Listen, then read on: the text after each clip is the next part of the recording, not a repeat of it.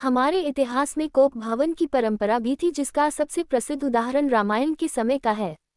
जब श्री राम के राज्याभिषेक का सुनकर रानी कैकेयी कोप भवन में चली गई थी।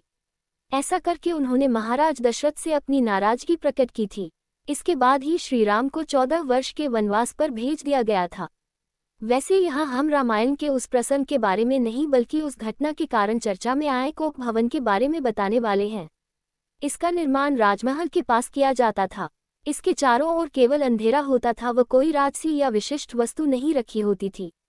कहने का अर्थ ये हुआ कि इस भवन में किसी भी तरह की राजसी सुख सुविधा नहीं हुआ करती थी। यहाँ तक कि किसी सिपाही को भी के अंदर आने की अनुमति नहीं होती थी।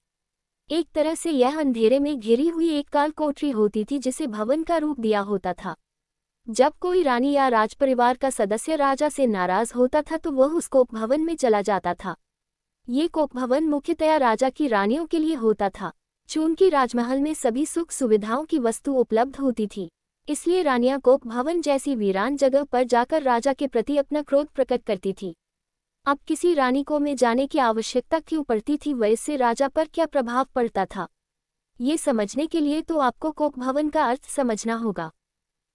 कोप का अर्थ होता है क्रोध या दुख में रोना, इसलिए इस महल का नाम कोप भवन रखा गया था। उस समय एक राजा की कई रानियां होती थी। राजा दशरथ की भी तीन रानियां थीं। कुछ राजाओं की इससे भी अधिक रानियां हुआ करती थी। साथ ही राजा दिन भर अपने मंत्रियों, राज्य के लोगों व अन्य कामों में व्यस्त रहते थे। इस कारण उन्हें किसी रानी से मिले हुए महीनों बीत जाया करते थे। ऐसे में जब कोई रानी राजा से नाराज हो जाती तो वह अपना क्रोध दिखाने के लिए सब त्याग कर इस भवन में जाती थी। में जाने से पहले रानी को अपने सभी राजसी वस्त्रों व आभूषणों का त्याग करना होता था। बिना कोई श्रृंगार के रानी को इसमें जाना होता था। जब राजा को ये बात पता चलती थी तो उसे उस रात रानी के पास कोप भवन में जाना अनिवार्य हो जाता था, अन्यथा रानी के द्वारा स्वयं के शरीर का त्याग भी किया जा सकता था। उपरोक्त कारणों से का प्रभाव बहुत बढ़ जाता था। हालांकि रानी के इस महल में जाने की संभावना बहुत कम होती थी, पर जब भी कोई रानी इस भवन में जाती थी तो स्वयं राजा की प्रतिष्ठा पर प्रश्न उठता था। इसी कारण राजा का वहां जाकर रानी को मनाना अत्यंत आवश्यक हो जाता था। इसी कारण जब कैकेयी कोप भवन में गई तो राजा दशरथ सब कार्य छोड़कर उन्हें मनाने वहां गए थे।